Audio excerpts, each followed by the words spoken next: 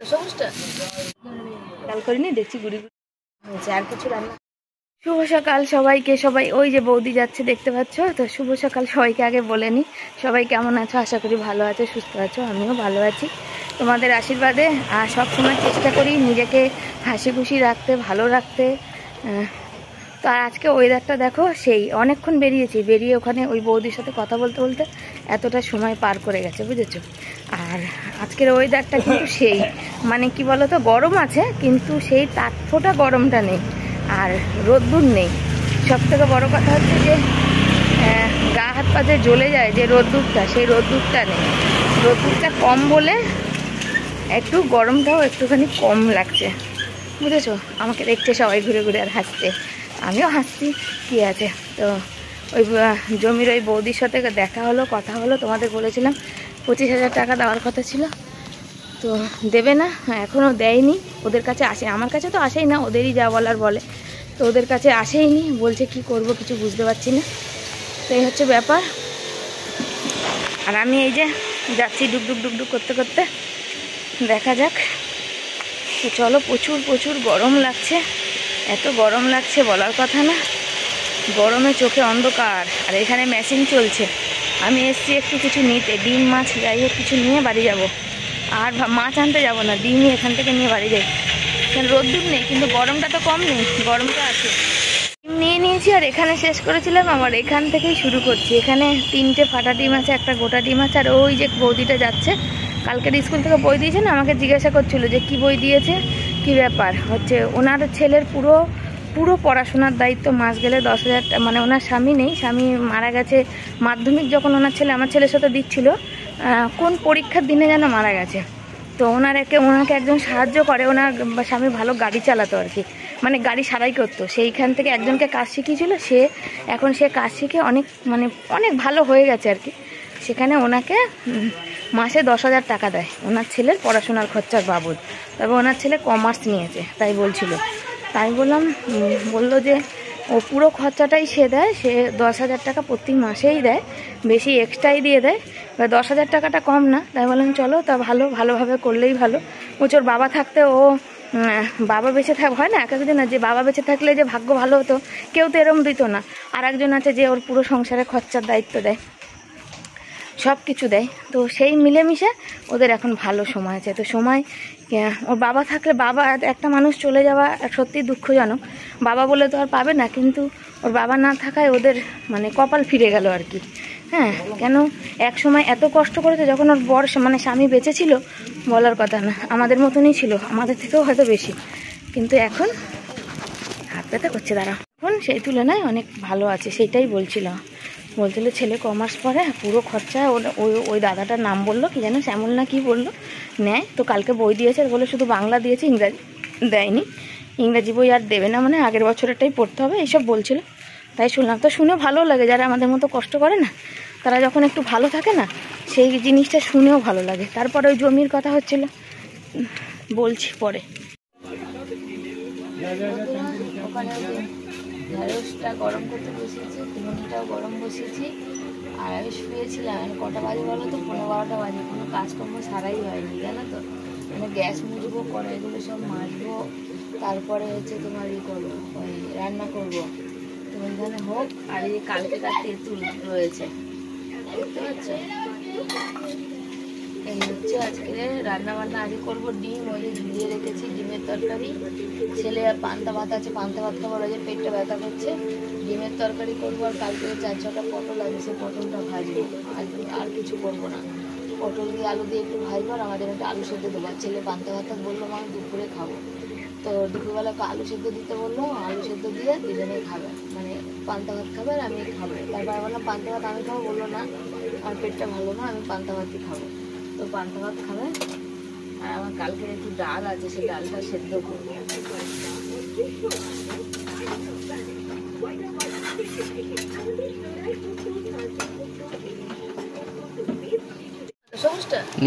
যেটা খুশি নাও।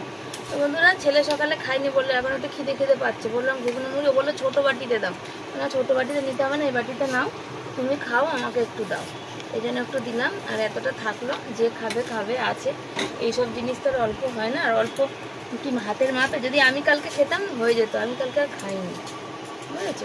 ওই জন্য থেকে গেছে। একটু পেঁয়াজ কেটে দিয়ে, একটু তেঁতুল রয়েছে, সব দিয়ে ওকে দিয়ে ও খাক। খেতে খেতে আমি কটা এই আলুটা ডিমটা সেদ্ধ বসাই দিয়ে, আজ বেশি কিছু রান্না নেই, তাড়াতাড়ি হয়ে যাবে, কেন শরীরটা ভালো ছিল না, একটু শুয়েছিলাম আর কি। তা এক নজর মানে চোখটা লেগেও গেছিলো, আবার ধর্মরিয়ে উঠে পড়েছে। ছেলে আমাকে ডাকেনি, ছেলের মতো পড়া করছে, কেন বিকালবেলা পড়া আছে, আর কালকে সকাল থেকে পড়া আছে রাত অবধি, সেজন্য ছেলে আমাকে আর ডাকেনি। আর আমিও একটু চোখ লেগে গেছিলো, ভিডিওটা পোস্ট করেছিলাম, অনেকক্ষণ দিয়ে সময় লাগছিলো, হচ্ছিল না, সেই জন্য এভাবে ফোনটা রেখে দিয়েছিলাম, ফোনটা প্রচুর গরম হয়ে গেছিলো, তাই এতটা পেঁয়াজ দিলাম তো, এটা দিয়ে দিই, রেখে লাভ। আর তাই জন্য আর কি বলতো, এই শর্ট ভিডিও এখন করার ইচ্ছে করে না, কারণ হচ্ছে শর্ট ভিডিওতে রিচ বেশি, কিন্তু শর্ট ভিডিওতে কোনো ইনকাম নেই। 5000 ভিউজ হলে 1 সেন্ট দেয়, বুঝেছো? যেটা ব্লগিং করতে হয়, কিন্তু শর্টে কোনো নেই, কিন্তু যেহেতু রিচটা বেশি সেই কারণেই শর্ট ভিডিওটা করতে হচ্ছে, নাহলে শর্ট ভিডিও মানুষ এখন আর করতে চায় না, বুঝেছো? তো তেঁতুলটা যা আছে সবটাই ওকে দিয়ে দিই, বসিয়ে দিয়েছি, তবে ভাতটা ফুটছে, ঢাকনাটা খুলে দিই। আর ফোটেনি এখনও। আর ডিম আলু সেদ্ধ করেছি, তরকারি করব, আর এই ডিমটা ছেলের ভুজিয়া করব, আর হচ্ছে পটল আলু ভাজা বসিয়ে দিয়েছি, যেটা হওয়ার মুখে। এটা বসিয়ে দিয়ে আমি কুকারটা মেজে নিয়ে চলে এসেছি, গ্যাসটা সিম করা ছিল, এখন গ্যাসটাকে বাড়িয়ে দিয়েছি, একটু লাল লাল ভাজা হলে নামিয়ে নেব, ঠিক আছে? আজকে মেনু হচ্ছে পটল আলু ভাজা আর ডিমের তরকারি আর আলু সেদ্ধ, আর কিছু না। গেছিলাম ভাড়া দিতে, ভাড়া দিয়ে আসলাম, বুঝেছো? আবার ছেলেকে পাঠালাম, ওই দিয়ে দিয়েছ, 1 টাকা পেতো আর কি, ওই 1 টাকা দিয়ে আসলাম। আর এই যে ভাড়া দিয়ে আসলে এই মাসে আমাদের 25-26 তারিখে আমরা এসেছিলাম এই ঘরে, তো আমি আগেই দিয়ে দিই, 20-21 তারিখের দিকেই দিয়ে দিই ভাড়া, তো ওই মাসে আবার দেরি হয়ে গেল, সেই অনুপাতে 23 তারিখ হয়ে গেল। আর কালকেরে হয়েছে কি দেখাই তোমাদের, এই দেখতে পাচ্ছ এই কাগজটা কালকে আমাদের দরজার তলা থেকে দিয়ে গেছে। তার কারণ হচ্ছে আমাদের এখানে গ্রাম সংসদের মিটিং আছে, কবে কোন জায়গায় কি মিটিং আছে, তাই তো গ্রাম সংসদের মিটিং আছে। আমি তো শুয়েছিলাম, যেহেতু বিকালবেলা 4টে 4:30 বাজে আমাদের খেতে খেতে, তারপরে শুয়েছিলাম। তো শুয়ে থাকার সময় বর টিভি দেখছিল, তো ডাকেনি, বুঝেছো? দরজার তলার নিচ থেকে দিয়ে গেছে আর কি। তো আমি বরকে বললাম, ডাকেনি, বলছে না, ডাকবে কে? আগের বার যখন বলতে এসেছিলো, মিটিং ছিল এইখানে ক্লাবে, ওই ব্রিগেড আমাদের এখান থেকে তো সিপিএম জিতেছে আর কি, তার জন্য বলতে এসেছিলো। আমি তখন বললাম যে আমরা কেন যাব মিটিংয়ে আমাদের আপনাদের কাছে গিয়ে কী লাভ হয়? আপনারা কি আমাদের কোনো সাহায্য কোনো কাজে লাগছেন? এই যে জমিটা চলে গেল, এতবার আপনাদের পায়ে তেল দিলাম, এতবার বললাম, কোনো সমস্যার সমাধান করলেন না। যদি অর্ধেক টাকাটাও তুলে দিতেন তাও তো হতো, বলুন। তখন বলেছিল যে 20 তারিখের পর দেখা করতে, মানে যখন বলে তারপর যখন দেখা করতে যাই তখন আর মানে পাত্তাও দেয় না আর কি। তার জন্য আর ডাকেনি, তলা থেকে দিয়ে গেছে, মানে জানানোর কাজ তাই জানিয়ে গেছে। যদি কোনো সমস্যা, আমরা থাকি পরের বাড়ি, আমাদের কি আর এই এমনি আমরা বললেও আমাদের কথা নেবে না, ভাড়াটেদের কথা নেয় না, সেই কারণে। আর জীবনে কি বলো তো, সোমাদি বলেছে যে তোমার শর্ট ভিডিও থেকে তোমার ব্লগিংয়ে তোমার হচ্ছে, আমি এটা কমেন্ট লিখে রিপ্লাই দিতে পারতাম দিদিভাই, কিন্তু ওটা বড় হয়ে যেত, সেজন্য আমি বলছি যে ওইটা হচ্ছে, তুমি বলে যে হাসি খুশি থাকার, তো হাসি খুশি থাকতে গেলে অন্য সব, যেমন বাইরে বেরোতে হবে, অন্য কিছু দেখাতে হবে, তা অন্য কিছু বলতে হবে, সেগুলো তো নেই। ডেলি ব্লগিং মানে আমার জীবনে যেটা চলছে আর কি, যেন কোনো সময় তোমরা আমার বাড়িতে এসে বা কখনো এসে যেন এটা দেখতে না পাও যে হ্যাঁ শিবানী ওই কথাটা মিথ্যা কথা বলেছে, ওইটা আমি কখনো চাই না, কোনো দিনই চাই না। আর হাসি খুশি বাইরে দেখাতে গেলে বাইরে যাওয়া, কিছু এনে ভালো খাওয়া, সেগুলো তো হয় না, তাহলে কি দেখাবো? আর শর্ট ভিডিওতে এখন যেহেতু ইনকাম দেয় না, 5000 ভিউজে 1 সেন্ট দেয় মনে হয় এখন একদমই ইনকাম বন্ধ। তার জন্য এখন সমস্ত চ্যানেলে শর্ট ভিডিও রিচ বেশি, যারা নতুন খুলছে তাদেরও রিচ অনেক, মানে 1000 ভিউ হবে, কিন্তু সেখান থেকে 1 পয়সা ইনকাম হয় না। আগে ছিল 1000 ভিউতে 1 সেন্ট দিত, এখন বন্ধ করে দিয়েছে, যেমন ফেসবুক তেমন ইউটিউব। এখন হচ্ছে 5000 ভিউতে 1 সেন্ট দেয়, বুঝতে পেরেছো? সেই কারণে এখন হচ্ছে মানে রিচের ব্যাপার থাকে, এঙ্গেজমেন্টের ব্যাপার থাকে, তো রিচটা সেই কারণে শর্টে বেশি, কেন সেখানে তো তোমাকে দিতে হচ্ছে না, কোনো পয়সা দিতে হবে না, সেই জন্য, বুঝেছো? তো এই হচ্ছে ব্যাপার। যারা বড় বড় চ্যানেল তারাই ডেলি ব্লগিং করে, মানে তারা কোনো ব্লগিং করে না, কেন ব্লগিংয়ে খাটনি বেশি, পয়সা কম। আগে শর্টে পয়সা বেশি ছিল, তার জন্য তারা শর্ট করতো, আর তারা শর্ট করতে তাদের অনেক ভিউ, আর তারা নাচ ফাচ পারে, আর সেই থেকে তাদের সব হয়। কিন্তু এখন সেই জায়গাটা কমে গেছে, এখন 5,000 ভিউতে 1 সেন্ট দেয়। এবার যদি 50,000 হয়, মানে প্রথম দিন তোমার যেটা চলবে সেটাতেই উপরে দেয়, পরে চললে তারপরে তোমার কোনো ইনকাম তেমনভাবে দেয় না, খুব কম দেয়। যদি অনেক হয়, মিলিয়ন হয়, তখন হয়তো কিছু দেয়। এই হচ্ছে ব্যাপার। আর আমি ওখানে ভাত ফুটছিল, ভাত ফোটা বসার, ভাজাটা না, গ্যাসটা বন্ধ করে দিয়ে আমি গেলাম ভাড়াটা দিয়ে আসলাম। এটা তো প্রত্যেক মাসের কাজ, এটা দিতেই হবে, খাও আর না খাও। তো তাই ছেলেকে বলছি, বাবা তুই ভালো করে পড়, যাতে মাথা গোজার ঠাই। ওই যে বললাম সকালে ওই বৌদিটা, তখন ওই যে ওরা 3 বছরের সময় নিয়ে জমি কিনছে, আমাকে বললো 3 বছরের সময়, তো টাকা শোধ না হলে জমি ওদের রেজিস্ট্রি করে দেবে না, তবে 3 বছর সময় দিয়েছে। প্রথমবার ওরকম করেছিলাম, 1 বছরের সময় নিয়ে জমি কিনেছিলাম, তাহলে এরকম ঠকেছিলাম। তো ওই রাস্তায় আমি হাঁটতে রাজি না, যদি আমার কাছে ক্যাশ টাকা থাকে তাহলেই আমি জমিতে যাব, আর নাহলে যদি আমাকে রেজিস্ট্রি করে দেয় তাহলেই জমির দিকে যাব, নাহলে যাব না, পরিষ্কার কথা। যে অল্প বাকি থাকার পরেও যদি, কেন বলো তো, এখন আর সেই দিন নেই যেদিন হয়তো জীবনে যদি এই রকম না হতো তাহলে হয়তো মানুষ চিনতাম না, অনেক মানুষ চিনলাম, এই জমি ব্যাপারে অনেক চিনলাম। তো চলো, ওষুধটা খেয়ে মনে হচ্ছে মুখের ফোলাগুলো একটু কমেছে, দেখো বন্ধুরা, অনেকটাই কমেছে, বেশ মুখটা একটু সরু সরু হয়ে গেছে, তাই না? তো চলো ডিমের তরকারিটা করি, আর ছেলের ডিমের ভুজিয়া করি, ওটা করলে আজকের মতো রান্না শেষ। আর সব কাঁচা আম পেকে ভূত হয়ে গেছে, পুরো এরম হলুদ হয়ে গেছে, দেখবে? 2টো লেবু কেটেছিলাম ডাল দিয়ে খাবো, তো সেটা আর খাওয়া হয়নি, এখানে রয়ে গেছে, বরকে দেখি শরবত করে দেবো। এই যে কাঁচা আম পেকে পেকে এরকম হলুদ হয়ে গেছে, এখন আর কাঁচা আম আর আনবো না, বেকার কাঁচা আম। তো বরের কদিন ধরে খুব গলা বুক জ্বালা করছিল, তো গ্যাসের ওষুধগুলো আনা হয়েছিল, আর নেই। দেখ বাবা, ওষুধ নেই আর বলেনি, লাগাতার কতদিন ধরে খেয়েছে, এখনও নেই, আনতে হবে দেখি। আর এই বাটারটা জলের মধ্যে দিয়ে রেখেছিলাম, দেখো ছেলে অল্প অল্প খাচ্ছে, ওদের ভাইয়ের ছেলে মেয়েদের দিয়েছি, তো জল এখানে শুকিয়ে গেছে, এটাতেও জল দিতে হবে, জল দিয়ে রাখলে একটু ভালো থাকবে আর কি, বুঝেছো? সে হচ্ছে ব্যাপার। তো চলো ডিমের তরকারিটা বসিয়ে নিই। জানো তো বন্ধুরা, জীবনে যদি প্রত্যেকটা মানুষের জীবনে একবার খারাপ সময় আসাটা অত্যন্ত দরকার। কেন বলো তো? যদি খারাপ সময় না আসে না, তো তুমি ওই মুখোশধারী মানুষগুলো চিনতে পারবে না, তারপরে তুমি চিনতে পারবে না। খারাপ সময় তোমাকে অনেক কিছু শিখিয়ে দেয়, অনেক অভিজ্ঞতা করে দেয়, তারপরে তোমাকে অনেক কিছু বোঝা দেখার শোনা সব কিছুর একটা শক্তি বাড়িয়ে দেয়। সেই খারাপ সময়টা হয়তো তোমার জীবন থেকে পার করে চলেও যাও, কিন্তু সেই মানুষগুলো বা সেই অভিজ্ঞতা তোমার জীবনে পরবর্তীকালে অনেক কিন্তু কাজে লাগে। যেমন আমাদের ক্ষেত্রে দেখো, আমাদের প্রথমবারের জমিটা আমরা যে বলেছিলাম যে 1 বছরের সময় নিয়েছিলাম, টাকা দিয়েছিলাম, সে যখন দিল না, পরের বারে সেখান থেকে একটু অভিজ্ঞতা নিলাম যে না, এবারে আমার আগে রেজিস্ট্রি হবে, তারপর টাকা দেবো। তারপরে সেই জমিটাও চলে গেল, সেই জমিটা চলে যাওয়া, থানা পুলিশ হলো, তারপরে অনেক কিছু আবার অভিজ্ঞতা অর্জন করলাম, যে সেখান থেকে কিভাবে কি করতে হয়, কোথায় গিয়ে সার্চ করতে হয়, কোথা দিয়ে কী করতে হবে, টাকা আগে দিতে হবে না, অনেক কিছু। তো এরপরে হয়তো কোনো সময় জমি ফমি নিতে পারলে তখন হয়তো আর এই ভুলগুলো আর হবে না। তো যদিও আমাদের সেই সময় ভুলগুলো ছিল না, অফিস থেকে যে সরকারি অফিসাররা যে ঘুষ খেয়ে মানুষের জীবন নষ্ট করে দিতে পারে, এটা তো মানুষের মানে কি অবাস্তবিক কিছু একটা জিনিস। তবে আমাদের পশ্চিমবঙ্গে এটা কিন্তু নর্মাল কথা, অনেক শিক্ষক আছে, অনেক কিছু আছে, হ্যাঁ হতে পারে তাদের দোষ, সেই শিক্ষকরা কেন ঘুষ দিয়েছে এটা তোমরা বলতে পারো, কিন্তু আমরা যখন জমি কিনেছি তখন তো আমরা ঘুষ দিইনি, আমরা তো আমরা যেহেতু কম পড়াশোনা জানি, আমরা অশিক্ষিত, সেহেতু আমরা সরকারি উকিলের উপর তারপরে সরকারি অফিসারদের উপর ভরসা করেছিলাম, সেখান থেকে আমাদের ঠকতে হয়েছে। যেখানে আমার বাবা ছিল, আমার বাবা এইসব ব্যাপার আদালত প্রচুর বুঝতো, বাবাকে নিয়ে গেছিলাম, বাবা সে সব কিছু পাই দেখেছে, তারপরে তো ঠকেছি। তাই জন্য খারাপ সময় আসলে না অনেক অভিজ্ঞতা হয়েছিলাম, ওই জন্য জলটা বেশি হয়ে গেছে, ফ্যানটা ওই জন্য ভাত থেকে ফ্যান বেশি হয়ে গেছে। তো এখানে ছেলের ডিমের ভুজিয়া বসিয়েছি বন্ধুরা, ভুজিয়া হবে টমেটো পেঁয়াজ লঙ্কা সব দিয়ে, কেন একটু ভুজিয়া ভালোবাসে সেই জন্যে টমেটো দিয়েছি, আর এইটা দিয়ে রুটিও ভালোবাসে, ওই জন্য আগেই বলেছে ভাত চাল অল্প নেবে, আমি কিন্তু রাতেরবেলা রুটি খাবো। ও ডিম ভুজিয়া হলে ওর রুটি খেতে কোনো ব্যাপার না, 3-4টে, তাই তো বাবা? 3-4টে রুটিও খেয়ে নেবে ডিম ভুজিয়া। তবে আমার বড় ভাই ডিম খাবো না, না বাবা আমি ডিম খাবো না, আমার এমনি সহ্য হয় না।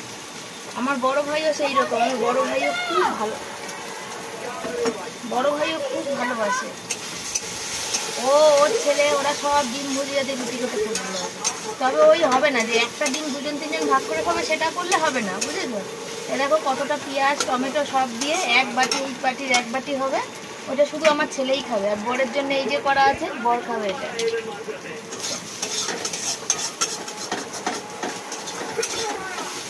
এখন ডিমের তরকারিটা এই পেঁয়াজগুলো ঘষবো, ঘষে ডিমের তরকারি বানাবো। আর এই যে ভাজা করে রেখেছি, ভাতও হয়ে গেছে।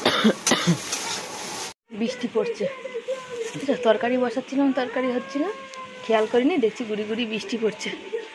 আচারটাকে ধরতে হবে বাবা, আমি এগুলো তুলে নিলাম, ঘরে মেলে দিই। আচারটা আমি নেব না।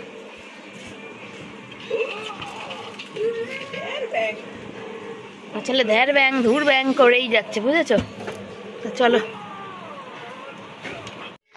যেমন 3:30 বাজে, আমাদেরও জোর খিদে পেয়েছে, তেমন কিন্তু আমার ফোনেরও জোর খিদে পেয়ে গেছে। ফ্ল্যাশ লাইট অন হচ্ছে না কেন বলো তো? চার্জ একটুও নেই। তবে যেটুকু করা সেইটুকু মানে ক্যামেরা করব। তো আজকাল অনেক কিছুই তোমাদের সাথে তুলতে চাই, সকালের কাজকর্ম বহুদিন হয়ে গেল শেয়ার করতে পারি না, তবে কিন্তু হয়ে ওঠে না, জানো তো, অসুবিধা থাকে বলেই তো হয় না। তো বন্ধুরা, দুপুরের খাওয়া দাওয়া নিয়ে বসে পড়েছে। দেখো ভাত এখানে, আজকে ভাতটা একটু নরম হয়েছে মনে হয়। আর এই যে ডিমের তরকারি করেছি, আলু দিয়ে ডিম দিয়ে তরকারি। তা আমাদের একটাই ডিম, লোকের মতো 4-5টা নেই। আলু সেদ্ধ মেখেছি, ছেলে খেয়ে গেছে আর আমি খাবো। আর এখানে পটল আলু ভাজা আর কালকেকারের ভেন্ডি সর্ষে বাটা। এই হচ্ছে আজকে রান্নার মেনু।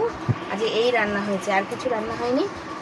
আর খেতে বসবো। ছেলে তো খেয়ে নিয়েছে, ছেলে পান্তা ভাত খেয়েছে, সেই জন্য ছেলে খেয়ে নিয়েছে। ডিম ভাজা দিয়ে আর আলু মাখা দিয়ে এই দুটো দিয়ে খেয়ে নিয়েছে। আর আমরা খাবো।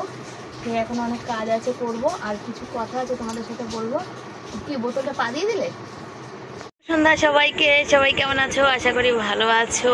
গুড়ি গুড়ি বৃষ্টি পড়ছে বাইরে, ছেলে পড়তে চলে গেছে। আর বর দেখো, বর গেছিল হচ্ছে কাজ করেছিল কদিন যে এক্সট্রা, সেখানে কিছু লোহা ছিল, লোহা মানে ভাঙাচোরা হয়েছিল। তো সে কাকিমা বলেছিল এগুলো আমি কি করব, তুমি নিয়ে যাও। তো সেই লোহাটা, কিছু লোহা দিয়েছিল, সেগুলো বর গেছিল যে বিক্রি করতে। কেন আমার হ্যাঁ, বিনা পয়সায় দেয়নি ও, যেহেতু সেটা আমি বলিনি। উনি পয়সা কম দিয়েছিল, তোমাদের বলেছিলাম না, তো পয়সা কম দিয়ে ওই লোহা কটা দিয়েছিল, এ হচ্ছে কথা। বিনা পয়সা আমি একবারও বলিনি। কেউ কাউকে এই জীবনে মানে একটা টাকা ই করে না। তো ওই বর কাজ করেছিল, সেই ওই মানে কাজের পয়সা কম দিয়েছিল, বলেছিল লোহা যে কটা বেরোবে তুমি নেবে, আর এই পয়সাটা কম নাও। খাবো না, খাবো। ওই যে বর খাচ্ছে কালকের একটু ঘুগনি। আর হচ্ছে আমি বললাম যে কটা লোহা বিক্রি করে যে কটা পয়সা আসবে সেটা দিয়ে আমার শাড়ি ছিঁড়ে, মানে নাইটি তো ছিঁড়েই গেছে দেখেছো, এই শাড়িটাও দেখছি আজকে ছিঁড়ে গেছে। তো ওই একটা নাইটি কিনবো ভাবছি। আর হচ্ছে বরের কাজের একটা গেঞ্জি, ছেলের একটা বাড়ি পরার প্যান্ট কিছু কিনতে হবে। তো ওই পয়সা দিয়ে কতটুকুনি কী হবে জানি না। লোহা দিয়ে এসছে কিন্তু পয়সা পাইনি। ওরা হচ্ছে আমার বর খেতে খেতে আমাকে আবার একটু দিল।